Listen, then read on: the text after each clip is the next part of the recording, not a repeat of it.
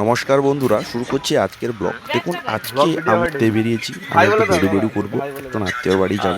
তো সেখানে গিয়ে আমরা কি কি দেখবো সেটা নিয়েই আজকের ব্লগ ভিডিও।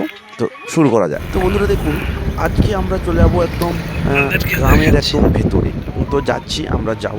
তো আমরা প্রথমে রেডি হলাম, গাড়িতে বসলাম। দেখুন রাস্তায় যেতে যেতে দেখুন, রাস্তায় দেখুন বাদাম হচ্ছে, চাষ করা যে হয়েছে, বাদাম সব মেলানো, যেগুলো বাদাম শুকনো হচ্ছে, সাইডে সাইডে পুরো বাদাম, মানে বাদাম গাছের চাষ, এগুলো যে সব বাদাম চারদিকে রাস্তার দিকে সব, মানে শুকনো জায়গা, তো বৃষ্টি হয়েছিল ভেজা, এই শুকনো করার জন্য বাদাম পুরো চারদিকে মেলা আছে, দেখেছেন পুরো মেলানো আছে চারদিকে। আর সাইডে যে দেখছেন, এই যে গাছগুলো, এই যে বিঘার পর বিঘা এই যে জমি, এগুলো যে সব বাদাম চাষ হয়েছে, এগুলো যে সব বাদাম। মাটির নিচে কেমন থাকে এই বাদাম, চাষিরা বললেন না বর্ষার পরে বীজ বুনলে 4 মাসের মধ্যেই ফলন আসে। আর 1 বিঘা জমিতে প্রায় 8 থেকে 10 মণ বাদাম হয়। কাঁচা বাদাম, ভাজা বাদাম, আর একটা সময় গান ছিল না, কাঁচা বাদাম আমার কাছে নেই কো বুবু, ভাজা বাদাম আমার কাছে আছে শুধু কাঁচা বাদাম। সেই কাঁচা বাদামের ভাইরাল গানের কথা মনে পড়ে যায়। আচ্ছা, তারপরে দেখুন সপেদা বাগান। এই সপেদা গাছটা দেখুন কত সুন্দর, গ্রামের একদম পূর্বের কত সুন্দর সপেদা এখানে হয়।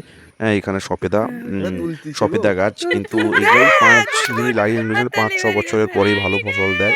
এবং এক একটা সপেদা গাছ 40 থেকে 50 বছর পর্যন্ত সপেদা দেয়। এবং এইগুলো হাটে সাধারণত 60 টাকা এবং 80 টাকা করে কেজি বিক্রি হয়। এই সপেদা গাছগুলো দেখুন কত সুন্দর সপেদা। আমার সঙ্গে এই আর একটা পুচকু আছে, এই একটা পুচকু, একটু হাই বলে দাও পুচকু। এই পুচকু দেখছে আর হাই বলছে না, কালি বলছে সপেদা খাবে, সপেদা খাবে। আমি এঁকে দিলাম সপেদা। তারপরে এই দেখুন ডাব গাছ। আর একটা জিনিস যে আমি ছোটবেলা বলা হতো যে ডাব না খেলে কি হয়, আপনারা বলুন দেখি ডাব না খেলে কি হয়, কমেন্ট করে জানাবেন। অনেকে বলবেন ডাব না খেলে পেট গরম হয়, সেটা কিন্তু নয়। ডাব না খেলে, আমি একটু বলি, ডাব না খেলে নারকেল হয়, নারকেল। তা দেখুন, তারপরে এই দেখুন কাঁঠাল গাছ। এই যে গাছগুলো দেখছেন, হ্যাঁ, এগুলো হচ্ছে কাঁঠাল গাছ। একটা জিনিস জানবেন, বাংলার জাতীয় ফল হচ্ছে কাঁঠাল। এই গরমে গাছ ভর্তি কাঁঠাল, গ্রামে একে বলে গাছ পাঠা।